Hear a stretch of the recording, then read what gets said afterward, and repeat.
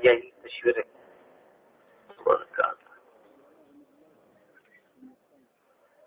بسم اللہ الرحمن الرحیم.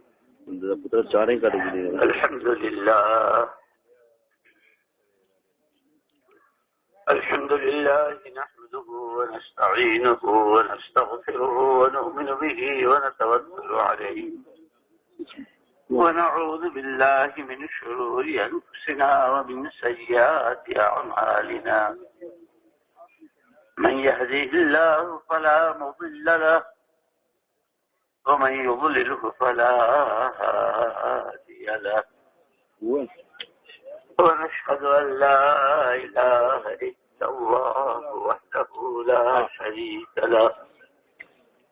ونشهد أن سيدنا ونبينا ومولانا محمدا عبده ورسوله صلوات الله وسلامه على سيدنا محمد وعلى آله وصحبه وبارك وسلم. أما بعد فأعوذ بالله من الشيطان الرجيم. بسم الله الرحمن الرحيم. يا أيها الذين آمنوا كونوا أنصار الله كما قال عيسى ابن مريم للحواريين من أنصاري إلى الله قال الحواريون نحن أنصار الله فآمنت طائفة من بني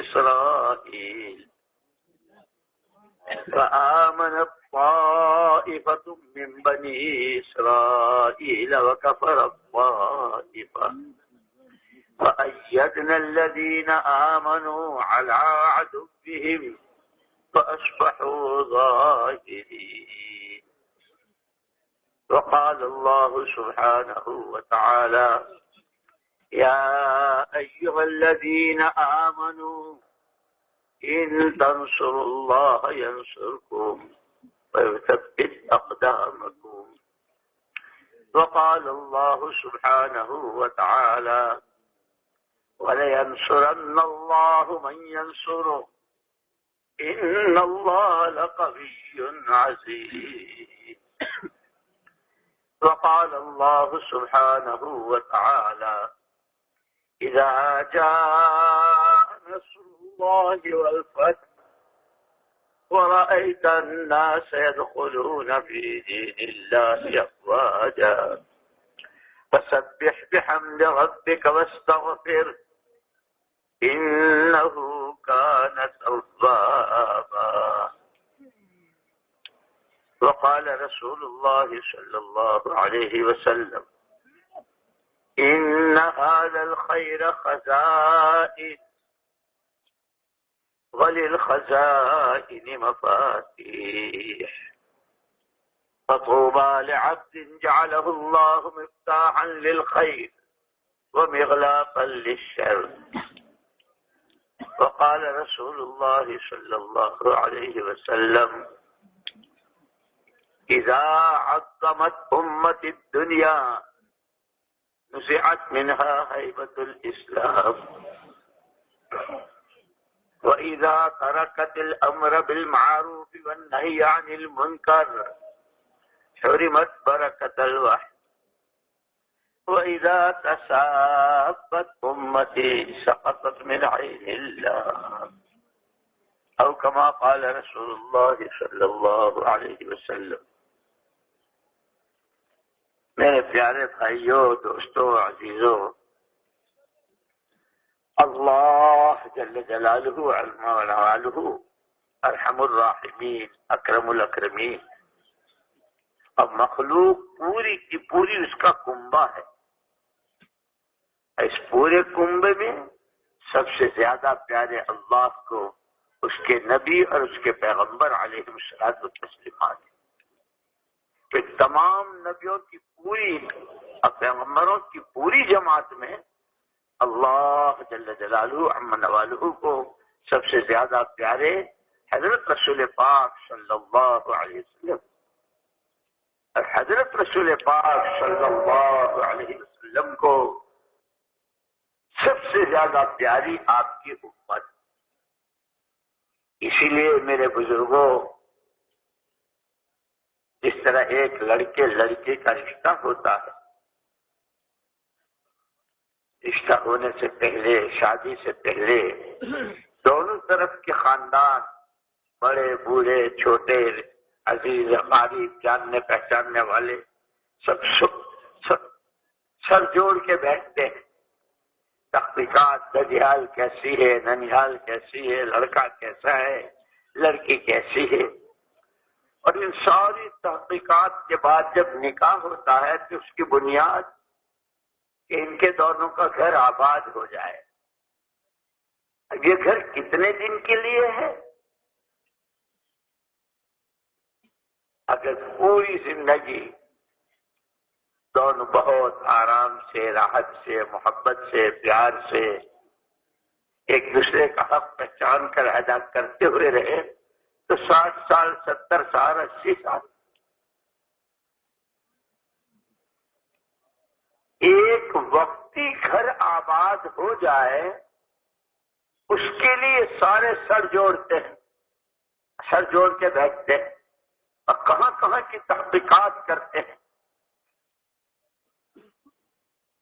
میرے بھائیوں، دوستوں، عزیزوں، ہمارے یہ اجتماعات، ہماری یہ جوڑ اور اس کے ساتھ کی ساری چلت پھرت، یہ ساری تگودو، یہ دوڑ دھوپ، اور یہ کبھی سردی، کبھی گرمی، کبھی رات، کبھی دن، اس سب کے نتیجے میں کہ سارے ایک فکر پر آ جائے. اس امت کے ایک ہر طبقے کے، اس امت کے ہر طبقے کے ہر فرد کی آخرت کا گھر جو ہمیشہ ہمیشہ کا ہے وہ کیسے آباد ہو جائے. اسی لیے حضرت رسول پاک صلی اللہ علیہ وسلم نے جب کیا فرمایا، ما انا علیہ و اصحابی، جس پر میں ہوں اور جس پر میرے صحابہ ہیں، وہ صحابہ کرام رضوان اللہ تعالی علیہم جن کو مشعل راہ بتایا، روشنی کا چراغ بتایا. حضرت عبداللہ ابن مسعود رضی اللہ عنہ نے فرمایا، اگر کوئی شرقی ہو، غربی ہو، عربی ہو، عجمی ہو، تاجر ہو، کاشتکار ہو، غریب ہو، امیر ہو، مرد ہو، عورت ہو، کوئی عہدیدار ہو، جو اپنی زندگی کو اور خدا کی دی ہوئی ہر نعمت کو، لیکن نعمتیں بہت بہت بہت انگنت نعمتیں، ان سب کو اپنے صحیح ٹھکانے لگانا چاہتا ہو. جان، مال اور صلاحیت، یہ تینوں بڑی بڑی نعمتیں اور تینوں امانتیں، ان کو اگر اپنے صحیح مصرف پر لگا کر ان میں اللہ کے حکموں کو اس طرح پورا کر کر کہ اللہ کی نعمتوں کا مستحق دنیا میں بھی، سکرات سے لے کے آخرت کی آخری منزل ہمیشہ ہمیشہ کے گھر میں. فرمایا یہ جو بھی یہ چاہتا ہو اسے چاہیے اپنے آپ کو حوالے کر دے، اپنی زندگی کی باغ ڈور، اپنی زندگی کی لگام ان کے حوالے کر دے. جیسے ٹارچ کی روشنی میں راستہ دیکھتے ہیں اور چلتے ہیں کہ ہم مصابیح الہدا، ہدایت کی روشنی کے چراغ وہ ہیں خلفائے راشدین، مہاجرین و انصار، صحابہ اور صحابیات. جو چاہتا ہو وہ ان کی والی زندگی کی روشنی میں کہ جنہوں نے مقصد زندگی کو پہچانا تھا. اسی لیے جب حضرت رسول پاک صلی اللہ علیہ وسلم ہجرت کر کے مدینہ پاک تشریف لائے اور آپ کے لیے کام کا اور محنت کا میدان کھلا ہوا ہو. مکے والوں نے تو مکے والوں نے محنت نہیں کرنے دی، کام نہیں کرنے دیا، حالانکہ بار بار کہا، بار بار فرمایا تمہارے عہدے چاہیے، نہ تمہاری کرسیاں چاہیے، نہ تمہاری سرداری چاہیے، تمہاری بہن بیٹیاں چاہیے، نہ تمہاری دولتیں چاہیے، مجھے کام کرنے دو. ایک بہت بڑی ذمہ داری میرے سر پر ہے، اور ذمہ داری کے پورا کرنے کا مجھ سے سوال ہوگا. اسی لیے اما جان حضرت عائشہ صدیقہ رضی اللہ تعالیٰ عنہ اپنے باپ کی امامت سے جو بار بار میرے ابا سے نمازیں نہ پڑھواؤ، میرے ابا سے امامت نہ کرواؤ، صاحبہ نے اما جان آپ کے ابا سے اچھا امام لاوے کہاں سے، آپ کیوں منع فرماتی ہیں؟ فرماتی ہیں حضرت رسول پاک صلی اللہ علیہ وسلم کی وہ مکی 13 سالہ زندگی، وہ ہجرت کے بعد کی 10 سالہ، جس میں وہ سارے پہلے دن سے لے کے اللہم بالرفیق الاعلی تک جو کچھ آپ نے کیا، اس کے نتیجے میں آپ نے امت بنائی. اس لیے مولانا یوسف صاحب رحمۃ اللہ علیہ فرمایا کرتے تھے حضور نے امت بنائی تھی، قوم نہیں بنائی. قومیں بنا کرتی ہیں گروپ بندیوں سے، زبان، قوم، علاقہ، وطن، رنگ روپ، تہذب، تشدد. یہ ہماری پارٹی کا، یہ ان کی پارٹی کا، یہ ہمارا آدمی، یہ ان کا آدمی، اس سے قومیں بنا کرتی ہیں. حضرت رسول پاک صلی اللہ علیہ وسلم نے قوم نہیں بنائی، آپ نے امت بنائی. اما جان منع اس لیے کرتی تھی کہ حضور ان 23 سالہ زندگی میں آپ کی محنتوں اور کاوشوں کے نتیجے میں امت کے ہر طبقے کے ہر فرد کو ایمان و توحید کی جس سطح پر، تعلق مع اللہ کی جس سطح پر، خوف خدا کی جس سطح پر اللہ جل جلالہ عم نوالہ وہی مقصود ہے، وہی محبوب، وہی مسجود، وہی مقصود، اس کو سامنے رکھتے ہوئے ان کے میں سے ایک ایک کو جس سطح پر پہنچایا تھا، عبادت کے راستے، عقیدے کے راستے، عبادت کے راستے، علم و عمل کے راستے، ایمانی صفات، وہ صبر، شکر، زہد، دنیا سے بے رغبتی، خوف خدا، فکر آخرت، جنت کے مناظر کو سوچ کے آنسوؤں کی لڑی بن جانا، جنت کے شوق میں سابقوا الی مغفرۃ من ربکم، کہ اتنا بھی انتظار نہیں رہا تھا. مارکا ہے، حضور سے پوچھ رہے ہیں اللہ کے رسول اگر اس میں آگے بڑھ کے جان دے دوں، اگر میں شہید ہو جاؤں، محنت کرتے کرتے میری جان چلی جائے، مجھے کیا ملے گا؟ تمہیں جنت ملے گی. جنت، اللہ حق، اللہ کے الفاظ حق، اللہ کے نبی حق، اللہ کے نبی کا ارشاد حق. جنت حق ہے، جنت حق ہے. کھجور کھا رہے تھے، اتنا انتظار ہو، کھجور کھاؤں، چباؤں، اس میں تو بڑا وقت لگے گا. ایک کھجور کھانے میں کتنی دیر لگے؟ اتنی دیر بھی برداشت نہیں، کھاتے کھاتے کھجور پھینکی، آگے بڑھے. ایسے جنت کا یقین، اس لیے قرآن نے سب سے پہلے بن دیکھی پر ایمان، بن دیکھی کا یقین. آنکھیں دھوکہ کھا سکتی ہیں، دنیا بھر کے انسان دھوکہ کھا سکتے ہیں، محمد صلی اللہ علیہ وسلم کی بات میں کہیں سے کہیں کسی طرح کا دھوکہ نہیں ہو سکتا. حق ہے، حق ہے، حق. آگے بڑھے، محنت کی، تھکایا، بچایا، کھپایا ایسا کہ جامع شہادت تھی.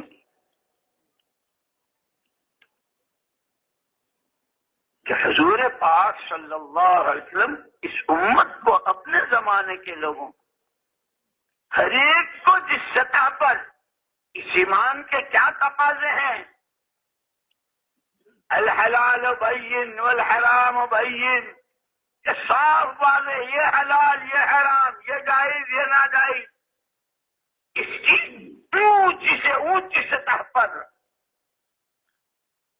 اور یہ سارا کہ صرف اور صرف مقصود اللہ کی ذات، اللہ راضی ہو جائے. یہ سجدے یہ رکوع یہ تلاوت یہ دوڑ بھاگ یہ جانیں کھپانا یہ مال لگانا یہ صلاحیتوں کا استعمال کرنا جس راستے سے بھی، کہ اس کے سامنے ان سب میں کوئی صلاحیت، کسی وقت کی کوئی سوچ، کسی دن کا کوئی ایک پیسہ اور زندگی کا کوئی منٹ ایسا نہ ہو کہ جو ناراضگی کی طرف لے جا رہا.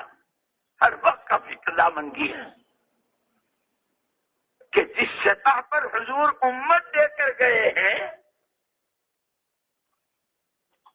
ابا جان جب حوض کوثر پر حضور کے سامنے ہوں گے، جیسے اللہ پاک نبیوں سے بھی پوچھیں گے امتوں سے بھی پوچھیں گے. میرے ابا سے اگر حضور نے پوچھ لیا ابو بکر ہم تو تمہیں امت ایسی دے کر آئے تھے، ہر ایک متقی اور تقوی کی اونچی سے اونچی سطح پر، ہر ایک فکر آخرت میں ڈوبا ہوا، جہاں اللہ کی عظمت اللہ کی بڑائی کا کلمہ کان میں پڑا اور رنگ زرد ہو گیا، خون خشک ہونے لگا. اتنے بڑے اللہ، جتنے وہ بڑے بات ان کی اتنی بڑی، کام ان کا اتنا بڑا، رضا اور خوشنودی بھی ان کی اتنی ہی بڑی. اور اگر ناراض ہو گئے تو کہ جن کو اس سطح پر چھوڑ کر گئے تھے اگر ہم پوچھ لیا ابا سے. اسی لیے کہ میرے دوستو ہر آدمی کی اپنی جان و مال و صلاحیت یہ بھی اس کے پاس اللہ کی امانت ہے. اور یہ پوری امت حضور اکرم صلی اللہ علیہ وسلم امت کو امت کے حوالے کر کے تشریف لے گئے. کسی کی گود میں بٹھا کے نہیں گئے ہیں، کسی کا مرہون منت بنا کے نہیں گئے ہیں کہ جیسے کوئی آدمی کا سایہ اٹھ جائے، کوئی آدمی مر جائے، اب اس کے بچے ہیں کہ ان بچوں کے لیے نہ مکان کا کوئی انتظام ہے، نہ کھانے کا، نہ ذریعہ معاش، تو بیچارے سڑک پر ہے. تم دے دو تم دے دو، جو جھولی میں ڈال دے جو کچھ ڈال دے. کہ امت کو ایسا چھوڑ کے نہیں گئے ہیں جیو ایسے جیسے لوگ جلائیں اور مرو ایسے اور وہاں جہاں لوگ ماریں اور مروائیں، کماؤ ایسے جیسے لوگ کمانے کو کہیں اور کھاؤ وہ جو لوگ کھانے کو کہیں. خبردار، تمہارے ایک ہاتھ میں قرآن اور اس قرآن کا ہر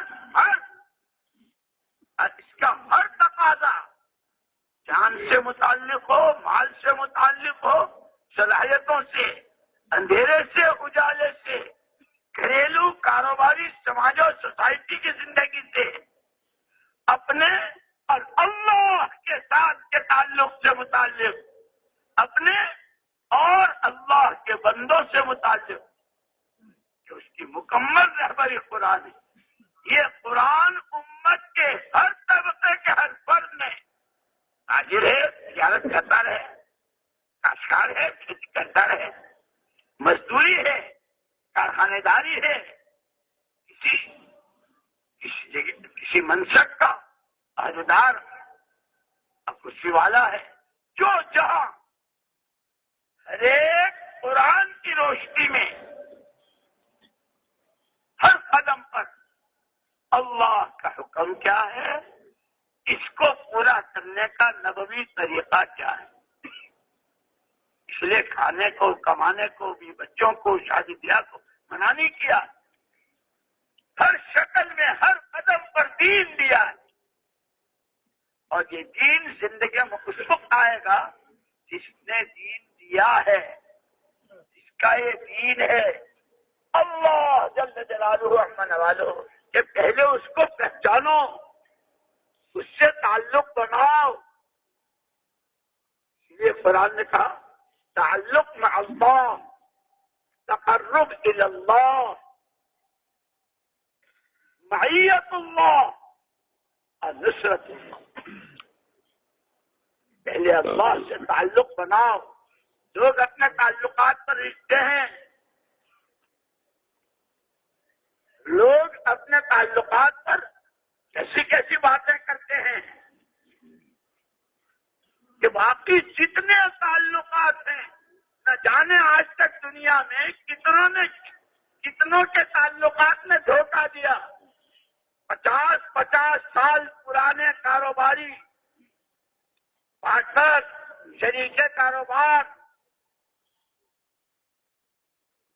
ایسے ہی جہاں شادیاں ہوئی کہ بوڑھے ہو گئے، کیسی رشتہ داریاں، کیسی دوستیاں، لیکن کتنوں نے کتنوں کو دھوکہ دیا۔ بڑی بڑی حکومتوں کو دھوکہ ہوا، خاندانوں کو دھوکہ ہوا، کہیں مردوں کی طرف سے، کہیں عورتوں کی طرف سے، کہیں تاجروں کی طرف سے، کہیں گاہکوں کی طرف سے، غریبوں کی طرف سے، امیروں کی طرف سے۔ یہ دنیا کا دھوکے کا گھر ہے۔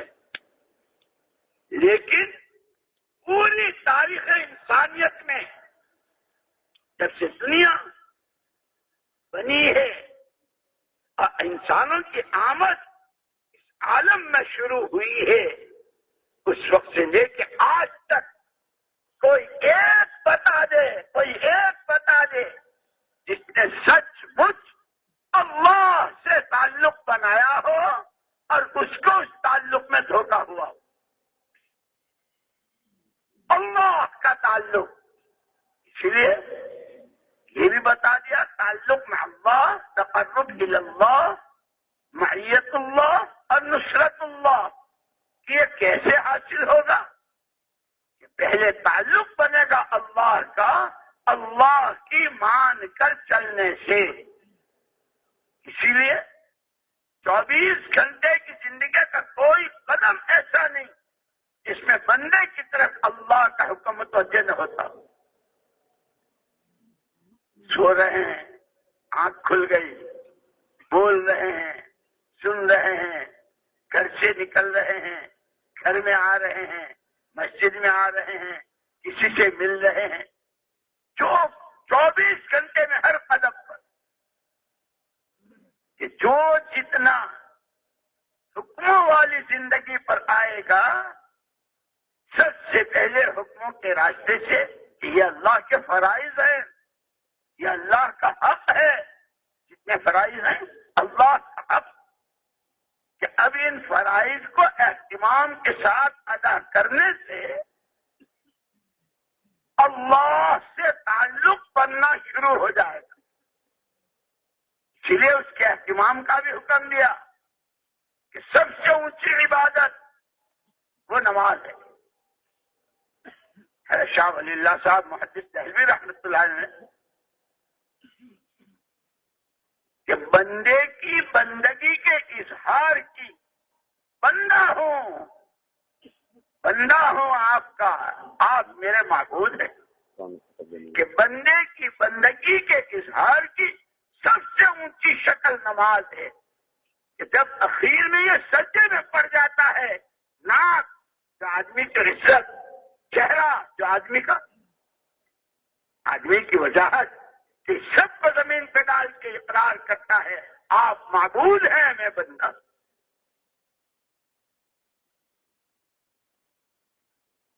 یہ فرائض اس کے راستے سے، کہ پہلے تعلق پیدا ہوگا اللہ کی عبادت کے راستے، اللہ کے حکموں کو پورا کرنے کے راستے، اللہ کی ماننے کے راستے، اور ساتھ کے ساتھ یہ بتلایا یہ تو اس وقت ہوگا اللہ کو تم میں سب سے جاننے والے، جیسے خود حضور پاک صلی اللہ علیہ وسلم فرمایا تم میں سب سے زیادہ اللہ کو جاننے والا بھی میں، اور تم میں اللہ سے سب سے زیادہ ڈرنے والا بھی۔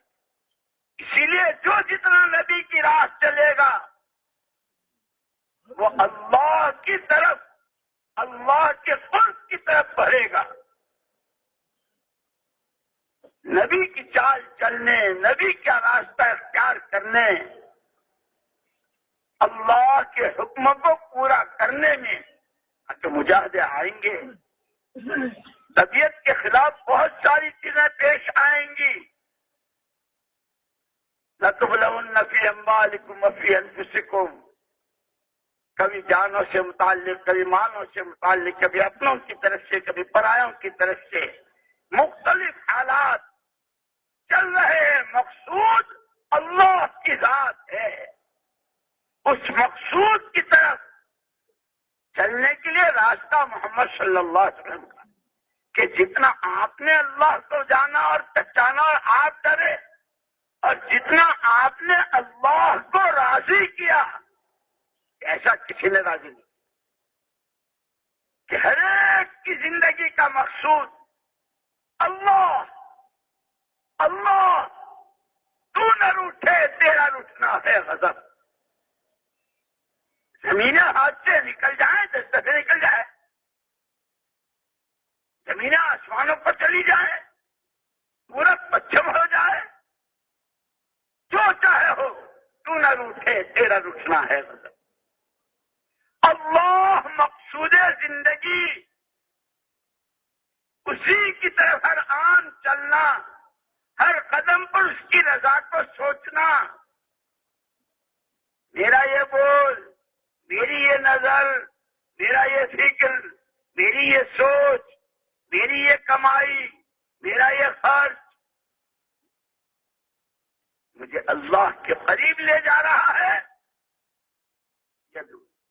اسی لیے حیات الصحابہ کی جو آخری تیسری جلد ہے نا، اس میں ہرقل کا، روم کا بادشاہ، جب اس کی فوجیں ہاری اور صحابہ کامیاب ہو گئے، جیت گئے، اسے بڑی وہ ہوئی، ملک ہمارے پاس، دولتیں ہمارے پاس، ہتھیار ہمارے پاس، فوجیں ہمارے پاس۔ اب تحقیق شروع ہوئی، بھائی معلوم تو کرو کیا بات ہوئی، کیا ہمارے ہتھیار کم تھے ان کے ہتھیاروں سے؟ رپورٹ آئی کہ جی ہتھیار یہ جو ہمارے پاس وہ تو انہوں نے دیکھے بھی نہیں ہے، لیکن ان پہ تو وہ دن بھی گزرے ہیں، ان کے پاس تو ڈنڈا بھی نہیں تھا، ان کو تو ان کے نبی صلی اللہ علیہ وسلم نے درخت کی ٹہنی توڑ کے دی تھی، جاؤ کام کرو۔ یہ ہتھیاروں کی بنیاد پر محنت نہیں کیا کرتے، یہ دولتوں کو بنیاد نہیں بناتے، ان کی تو بنیادیں ہی کچھ اور ہے۔ پھر کیا بات ہوئی؟ پھر جو جاسوس نے آ کے بتایا کہ میں نے جو دیکھی، چھوٹے بڑے جو کرنے کو کہا رب نے، جو کرنے کو کہا اللہ نے، اور جس طریقے سے کرنے کو کہا نبی نے صلی اللہ علیہ وسلم، معروفات میں پورا اہتمام، حکم کا بھی اور طریقے کا بھی۔ دوسرے کو بھیجا، بھائی تو بھی دیکھ کیا، پہلے والے کی رپورٹ۔ دوسرا آیا، اس نے کہا میں نے دیکھا، اور آ کے جو رپورٹ دی، عجیب بات، اس نے پہلے کی تکذیب نہیں کی، اس کی پہلے کی رپورٹ بالکل صحیح ہے۔ کام کرنے والے جب کام کرنے والوں کی، ساتھیوں کی محنتوں کو، ان کے مجاہدوں کو، ان کی قربانیوں کو، ان کی صفات کو سراہتے ہوئے، ہمارا یہ ساتھی، ہمارا یہ حلقہ، ہماری یہ مسجد، ہماری اس جگہ میں مستورات کا یہ کام، یہاں ہمارے پروفیشنل اسٹوڈنٹس ساتھیوں کی محنتوں کو سراہنے والے، اس سے جوڑ ہوتا ہے۔ دشمن ہمیں سبق پڑھا رہا ہے، خدا کرے ہم اپنے نبی ہی کا پڑھایا ہوا سبق پڑھ لیں، قرآن کا پڑھایا ہوا سبق پڑھ لیں۔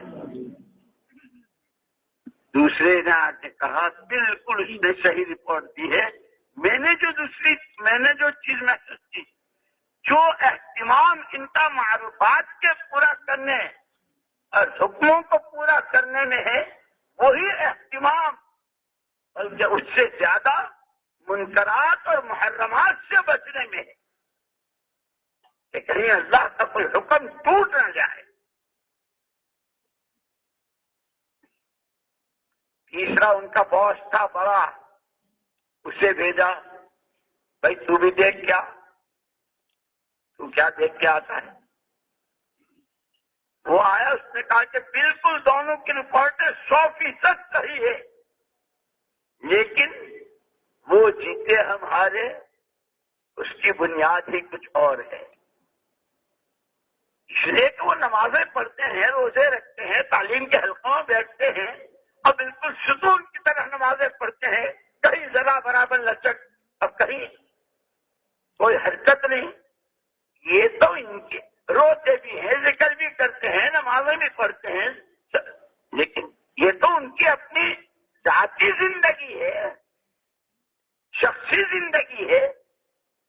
گناہوں سے بچتے بھی ہیں اور اس سے بچنے میں اہتمام کرتے ہیں، تو وہ بھی ان کی اپنی ذاتی زندگی ہے۔ لیکن ان کو تو امت کہا گیا ہے، امت واحدہ۔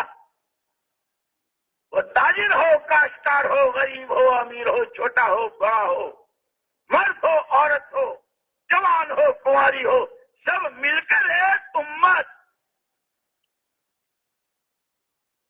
ان کی بحیثیت امت ہونے کے جو ذمہ داری بتائی گئی، یہ ہے شخصی ذمہ داری۔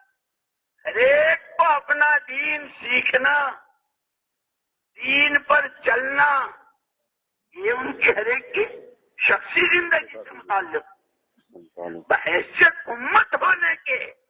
جس طرح ہر ایک کا دیندار بننا ذمہ داری بتائی گئی، بحیثیت امت ہونے کے اپنا دین بناتے ہوئے یہ دین ہر ایک کی زندگی میں آئے، جو جہاں ہو، جو آدم کا بیٹا، جو حوا کی بیٹی، ہر ایک کی زندگی میں دین آئے، اور دین کی پہلی بنیاد ایمان و یقین۔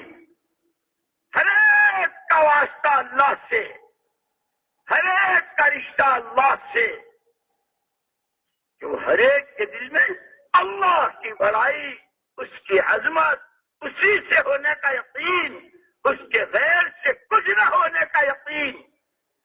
اس محنت کو لے کر جان اپنی، مال اپنا، صلاحیتیں اپنی، کسی سے پھوٹی پانی نہ چاہنا۔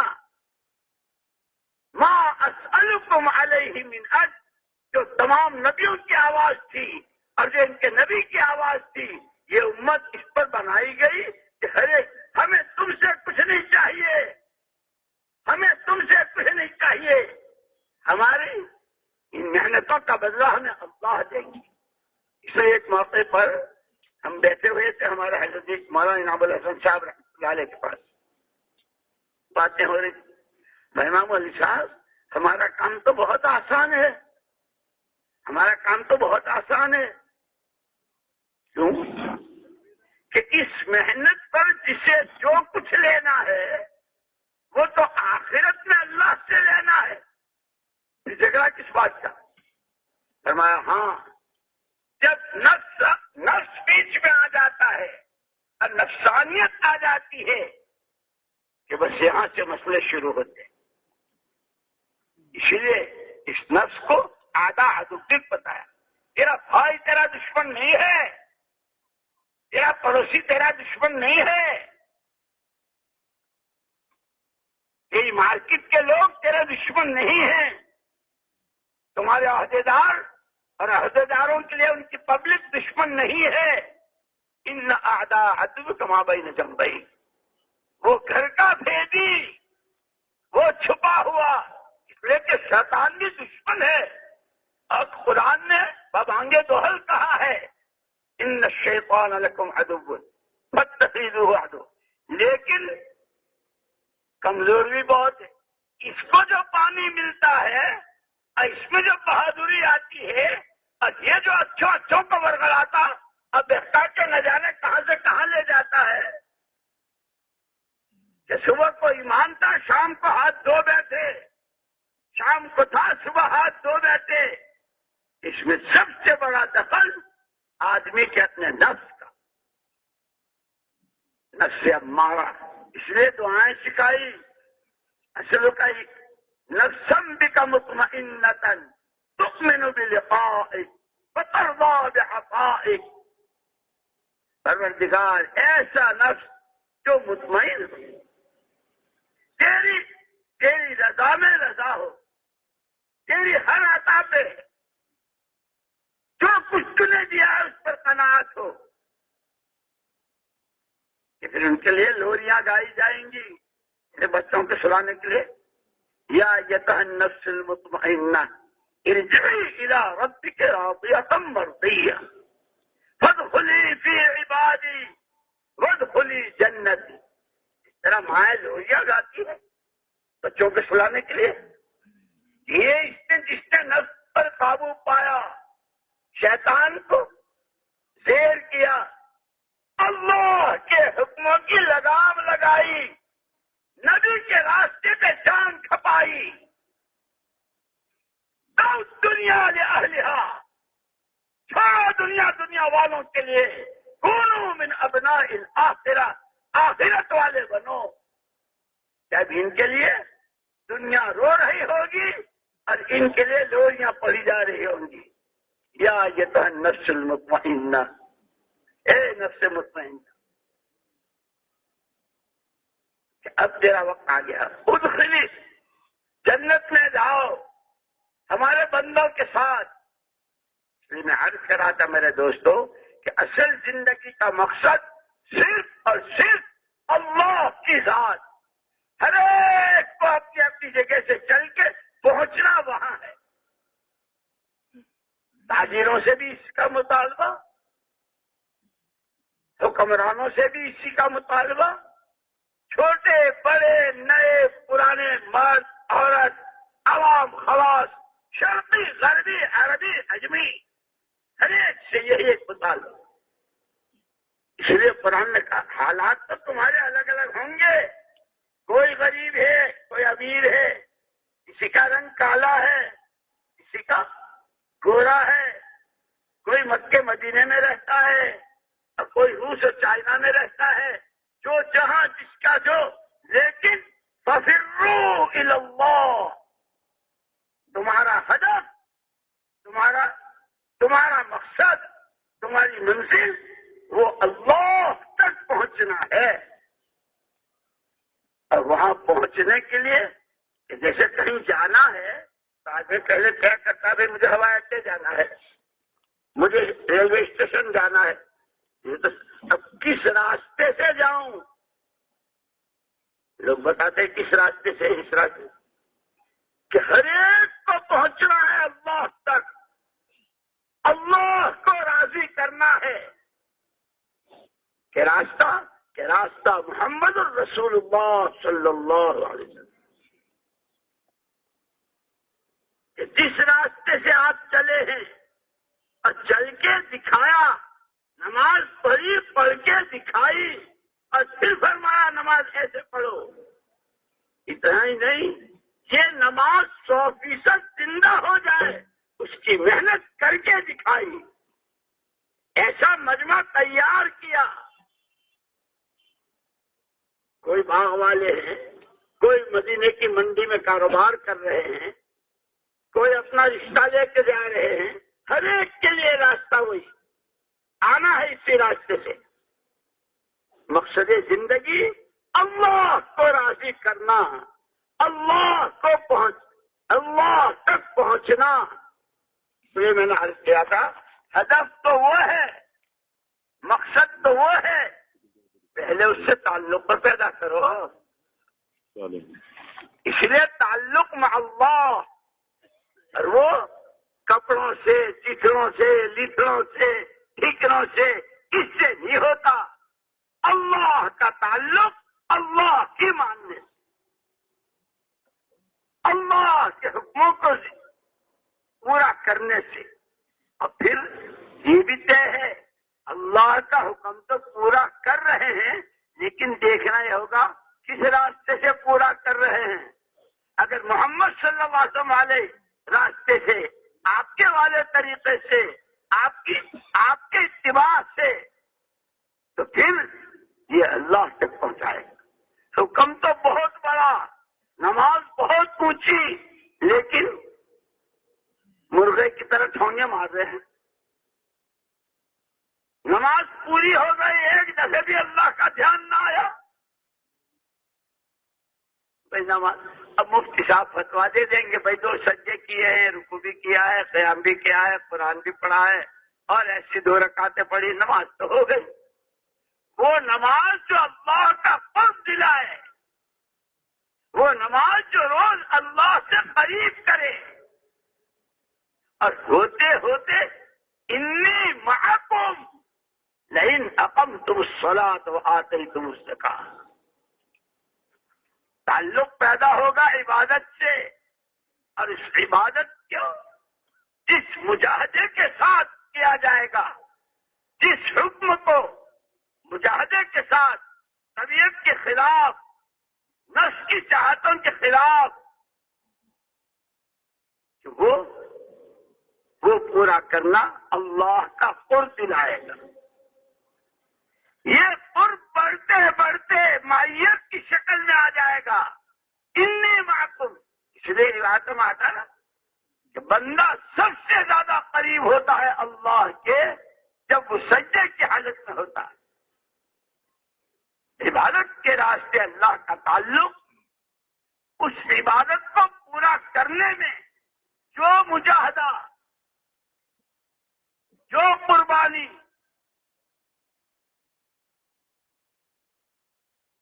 اس سے قربانی کے ساتھ جو حکم پورا کیا جائے گا، نفس کی چاہت کے خلاف جو حکم پورا کیا جائے گا، وہ برادری کا قصہ ہو، قومی رواج ہو، علاقائی کوئی دستور ہو، ہم جانتے ہیں کسی کو، ہم جانتے ہیں اللہ کو اور اس کے رسول، کہ جب سارے مروجہ طریقوں سے ہٹ کر محمد صلی اللہ علیہ وسلم والے راستے کو اختیار کرتے ہوئے اللہ کے حکموں کو پورا کیا جائے گا، تو اللہ کا قرب، اور یہ قرب بڑھتے بڑھتے انی معکم، میں ہوں تمہارے ساتھ، اگر تم نمازیں قائم کرو، اس لیے نمازیں پڑھو نہیں کہا، نمازیں قائم کرو۔ کہ قائم کرنے میں پڑھنے میں کیا فرق ہے؟ پڑھنا تو وہ ہے جو ہم پڑھتے ہیں، قائم کرنا کہ وضو سے لے کے سلام پھیرنے تک وہ وضو، اس کا پانی، اس میں اسراف نہ ہو، اس میں مسواک کا اہتمام ہو، اور اس میں مستحبات، آداب، سنن، واجبات، فرائض، اس سب کو ادا کرتے ہوئے پھر قیام، رکوع، سجدہ، قرآن، تسبیح، تلاوت، جتنی ان کو پورے استحضار کے ساتھ، پورے دھیان کے ساتھ، کہ رحمت کی آیتیں خوشی کی زہر دوڑا رہی ہوں، اس کو کہتے ہیں نماز قائم کرنا۔ اللہ یوں کہتا ہے کہ تم نے نماز قائم کی تو پھر میں تمہارے ساتھ ہوں، اور اللہ جس کے ساتھ ہو کہ خدا دارم جغم دارم، خدا دارم جغم دارم، اللہ میرے ساتھ ہے، مجھے کس کا غم ہے؟ کیوں کہ یہ سارا سب کچھ جو کچھ ہے، لہو ملک السماوات، لہو ما فی السماوات والارض، وہ آسمانوں میں ہو، زمینوں میں ہو، کہیں ہو، سارا اسی کا ہے، اب وہی میرے ساتھ۔ میں بندہ ہوں، کمزور ہوں، ہر قدم پر ضرورت مند ہوں، ہاں ہاں، جب تو نے یہ طے کر لیا کہ میری ہی مان کے چلنا ہے، یبنا آدم تفرغ لعبادتی عمل صدرک غنا واسد فقرک، آدم کے بچے، اگر تو نے یہ طے کر لیا کھاؤں گا، کماؤں گا، شادی کروں گا، بچے ہوں گے، مکان کی ضرورت مکان بناؤں گا جو میری ضروریات ہے، لیکن احکامات کی لگام لگا کر نبی کی راہ کو پسند کر کر کہ پھر اب تیری، جب تو نے یہ طے کر لیا تو تیری کوئی ضرورت اٹکنے نہیں دوں گا، تیرے سینے کو غنا سے بھر دوں گا۔ آگے یہ بھی کہہ دیا وَإِلَّا تَفْعَلْ، اگر تو نے یہ نہ کیا، جینا ہے جیسے میرا جی چاہے اور مرنا ہے جیسے میرا جی چاہے اور جانا ہے جہاں میرا جی چاہے اور بیٹھنا ہے جہاں میرا جی چاہے اور بولنا ہے جو میرے جی میں آئے، اگر یہ ہوا وَإِلَّا تَفْعَلْ مَلَأْتُ يَدَيْكَ شُغْلًا وَلَا أَسُدُّ فَقْرًا، پھر تو دونی اور گھر کا ہر فرد ہائی پیسہ ہائی پیسہ ہائی پیسہ، اب پھر بھی روتا ہی رہے گا۔ راستہ بہت پیار کے ساتھ بتلایا ہے، اس راستے پر چلنے سے پہلے وہ مقصد طے کرنا ہے، کہاں جانا ہے، اللہ تک۔ اللہ تک کیسے جائیں؟ اس سے تعلق بنا کر، اس کا قرب حاصل کر کر، اور اتنا کہ وہ ہمارے ساتھ ہو جائے۔ اور یہ اس نے کہہ دیا ہے کہ جو اللہ کے حکم والی زندگی، نبی کی چال والی زندگی، ان کے والے غم کے ساتھ، ان کے والے فکر کے ساتھ، ان کے والے مجاہدوں کے ساتھ، ان کے والے آنسوؤں کے ساتھ، ان کی والی آہول بلند کے ساتھ، لَيَنْصُرَنَّ اللَّهُ مَن يَنْصُرُهُ، ضرور اللہ کی مدد آئے گی آئے گی آئے گی۔ ہاں حالات آئیں گے، لیکن جیسے حَتَّى إِذَا اسْتَيْأَسَ الرُّسُلُ وَظَنُّوا أَنَّهُمْ قَدْ كُذِبُوا جَاءَهُمْ نَصْرُنَا، نبیوں پر بھی، پیغمبر پر بھی علیہ الصلوۃ والتسلیمات کیسے حالات۔ اس لیے کہا سیرت پڑھو حضور پاک صلی اللہ علیہ وسلم کی، سیرت پڑھو صحابہ کی۔ اس لیے میں کہہ رہا تھا وہ جو ہمارے اعمال دعوت ہے نا، یہ معمولی نہیں ہے۔ ہمارے حضرت جی رحمت اللہ علیہ ایک مرتبہ فرما رہے تھے، ہر مصنف کی تصنیف، ہر مصنف کی تصنیف اس کے دل کی ترجمان، جو کچھ اندر ہے قلم کے راستے سے کاغذ پر آ رہا ہے، اس کی والی روحانیت، اس کی والی نورانیت، اس کی وہ ساری صفات کہ یہ جتنے اعمال دعوت ہیں، ان میں کا ہر عمل حضرت رسول پاک صلی اللہ علیہ وسلم نے نفس نفیس اپنی ذات سے کیا ہے۔ اس کے ہر عمل میں ختم نبوت والی نورانیت، ختم نبوت والی روحانیت، اس کے ساتھ کہ اللہ کے وہ وعدے، عزت کے، کامیابیوں کے، امن کے، چین کے، پیار و پریم کے، برکتوں کے، رحمتوں کے، کہ جیسے وہاں پورے ہوئے۔ ہمیں الیاس صاحب رحمۃ اللہ علیہ عجیب بات فرماتے، آج بھی ان عملوں میں وہی طاقت، آج بھی ان عملوں میں وہی تاثیر جو حضور پاک صلی اللہ علیہ وسلم کے زمانے میں تھی۔ سب سے پہلے یقینوں کے بدلنے کی تاثیر، جو جتنا اللہ کو بولے گا، اللہ کو سنے گا، اللہ کی طرف بلائے گا، اللہ سے مانگے گا، اللہ کی مانے گا، اتنا اللہ اللہ نور السماوات والارض، وہ اندر میں آتا چلا جائے گا۔ اللہ کی ذات لامتناہی کے لامتناہی خزانے نور سے نور آئے گا دلوں میں، اس نور کی روشنی میں پھر زندگی کے شعبوں میں چلیں گے۔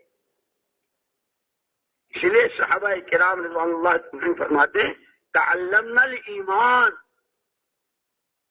ہم نے پہلے ایمان سیکھا۔ معلوم ہوا ایمان سیکھنے کی چیز ہے۔ ایمان کیسے سیکھیں؟ ایمان کو بولنا، ایمان کو سننا، ایمان کو سوچنا، اور پھر کیا پیالہ لے کر مانگنے والا بھکاری بھیک مانگتا ہوگا، اس طرح سجدے کر کے، ناک رگڑ کے، آنسو بہا کے، اے اللہ ایمان دے دے، اللہ ایمان دے دے، اپنی ذات و صفات پر یقین دے دے، کہ پھر وہ ایسا رحیم و کریم ہے، وہ خود ہی کہتا مانگو میں دوں گا، مانگو میں دوں گا۔ اب جو مانگا، صحابہ کرام رضوان اللہ تجمعین نے ایمان سیکھا اور سیکھنے کا راستہ بھی بتایا کہ جتنا ایمان کے راستے میں، جتنا طبیعتوں کے خلاف، جتنی ناگواریاں جس شکل میں، جتنی ناگواریاں جس شکل میں، اس ایمان کو بنانے کے لیے، ایمان کو بچانے کے لیے، ایمان کو پختہ دلوں کی گہرائیوں میں اتارنے کے لیے، اور ایمان کو دنیا میں لے کر سیکھنے کے لیے ابھی کوئی ہر کسی کا زبان کرنا چلے گئے، ایمان بنتا چلا گیا۔ اب کیسا بنا؟ کیونکہ پہاڑ تو اپنی جگہ چھوڑ سکتا ہے، دریاؤں کی موجیں اور دریاؤں کا رخ بدل سکتا ہے، ہواؤں کے رخ بدل سکتے ہیں، مجال ہے جو کسی صحابی کے ایمان میں لچکا جائے۔